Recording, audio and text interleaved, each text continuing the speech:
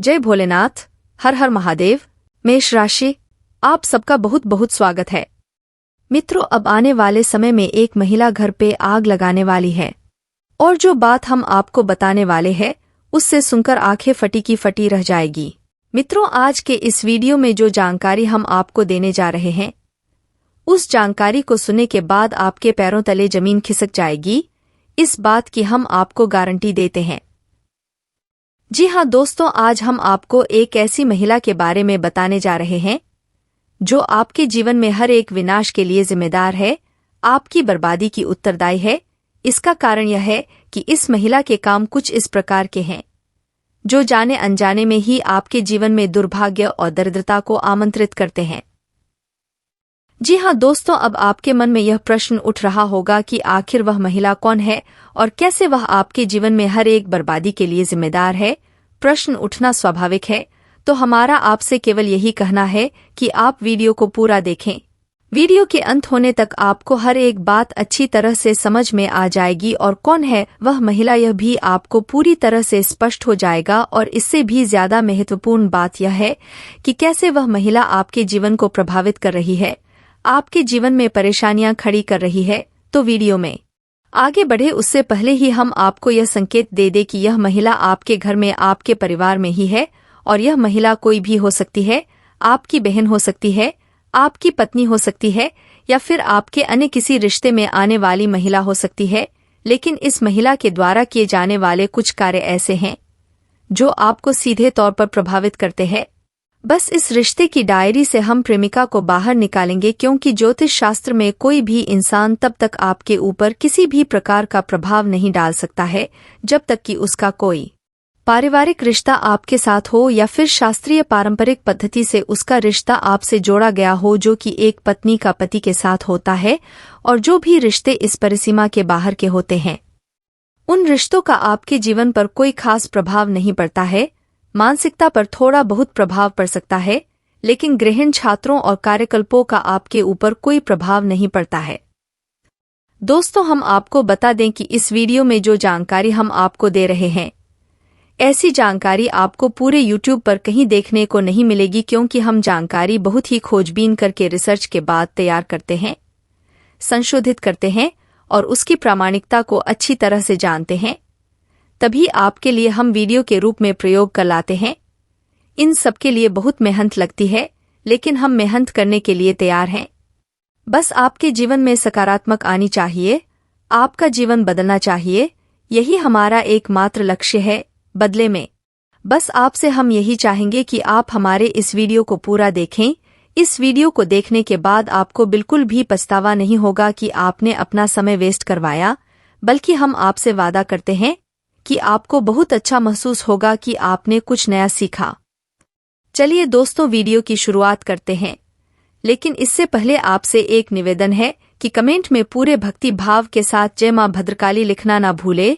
माता के साथ और आशीर्वाद की हर एक जीव जो भी इस धरती पर मौजूद है उसे आवश्यकता रहती है, और हम आपसे वादा करते हैं कि माता का सीधा आशीर्वाद आपको प्राप्त होगा। और यदि चैनल पर पहली बार आए हैं तो सब्सक्राइब करके बेल आइकन को दबाना बिल्कुल ना भूले।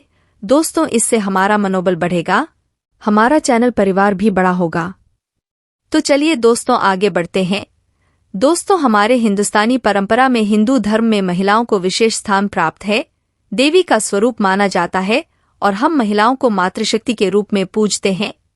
इसलिए दोस्तों, जब किसी के यहाँ बेटी पैदा होती है तो लोग अक्सर ऐसे कहते हैं कि आपके घर स्वयं माता लक्ष्मी आई है, या फिर किसी के परिवार में कोई आता है तब भी यही कहते हैं कि आपके घर माता लक्ष्मी आई है, क्योंकि महिलाओं को स्वयं माता लक्ष्मी का या यूं कहे कि एक देवी का दर्जा प्राप्त है। ऐसे में यह बात बिल्कुल भी गले से नहीं उतरती है कि महिलाओं के किसी कार्य से पुरुष को हानि होगी, परिवार में अशांति और असंतोष होगा, दरिद्रता का प्रवेश होगा। महिलाओं को लोग एक देवी के रूप में पूजते हैं, फिर भी वह है तो वह एक मानव ही, और मानव के लिए यह प्रकृति कुछ सीमा तय कर देती है। यदि कोई मानव इन सीमाओं के पार जाने की कोशिश करता है तो वह अपना और अपने साथ अपने परिवार का भी नुकसान कर बैठता है, हानि होती है।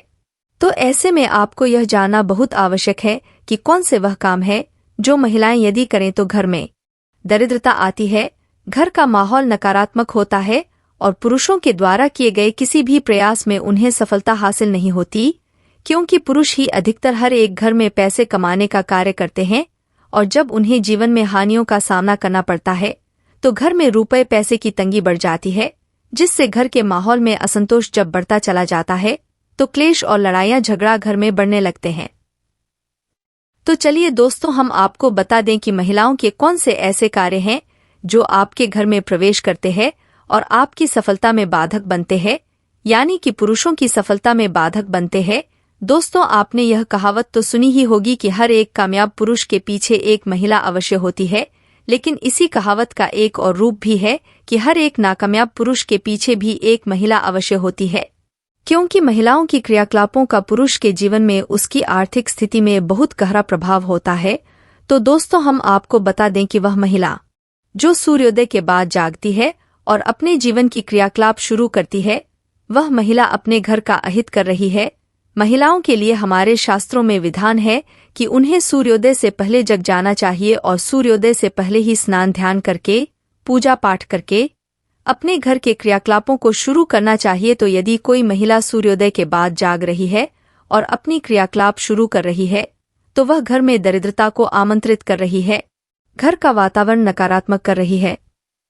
दोस्तों, अब ऐसे में आपको देखना होगा कि आपके घर में कौन सी ऐसी महिला है जो कि सूर्योदय के बाद जगती है। आपको उसे प्रोत्साहित करना होगा, यह वीडियो उसे सुनवाना होगा ताकि उनके मन में भी कुछ प्रेरणा जागे और उनके जीवन में भी किसी प्रकार का बदलाव आ सके। दोस्तों, आगे हम आपको बताएं कि एक ऐसी महिला जो क्रोध बहुत अधिक करती है। जी हाँ दोस्तों, क्रोध और चिड़चिड़ाहट में अंतर होता है। चिड़चिड़ाहट का कोई कारण हो सकता है, या तो महिला के शरीर में किसी प्रकार की तकलीफ है, पीड़ा है, जिसके फलस्वरूप उसे चिड़चिड़ाहट हो रही है। वह तो तात्कालिक होती है, जब तकलीफ दूर हो जाती है तो महिलाएं चिड़चिड़ाहट करना बंद कर देती है। लेकिन एक महिला ऐसी होती है जो बहुत अधिक क्रोध करती है। जी हाँ दोस्तों, और क्रोध करते समय वह अपने भले बुरे का भी ख्याल भूल जाती है, यानी तोड़फोड़ भी मचा देती है। ऐसी महिला हमेशा घर में नकारात्मक शक्तियों को आकर्षित करती है।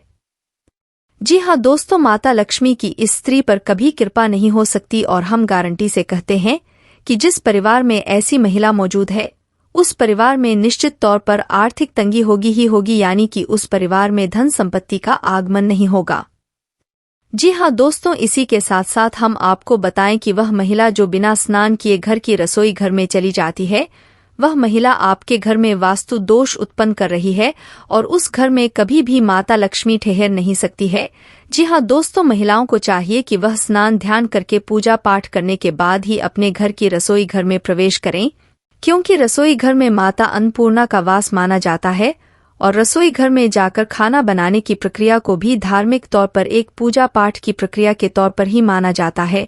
तो ऐसे में यह कार्य बिना स्नान किए किया जाए तो बहुत अधिक दोष उत्पन्न होता है। तो महिलाओं को चाहिए कि स्नान करके ही अपने घर की रसोई घर में जाएं और खाना बनाते समय भी भाव का विशेष ध्यान रखें। जी हाँ दोस्तों, जैसे कोई इंसान प्रसाद को तैयार करता है, भगवान के प्रसाद को तैयार करता है, तो उसके मन में क्या भाव होता है? भगवान के लिए एक प्रेम होता है, भक्ति का भाव होता है।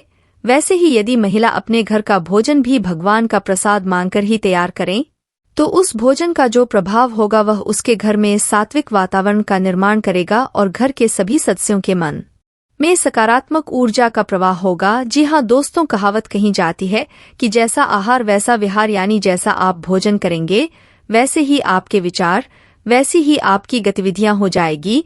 जी हाँ दोस्तों, हम आपको बता दें कि यदि कोई महिला अपने पास किसी भी प्रकार की धन संपत्ति संचयन नहीं करती है, जी हाँ दोस्तों, कहने का मतलब यह है कि या तो उस रुपए पैसे में रुचि ही नहीं है, या फिर यदि उसके पास किसी भी प्रकार से रुपए पैसे आते हैं तो वह उन्हें पूरी तरह से खर्च कर देती है, यानी उसके पास धन का संचयन नहीं होता है।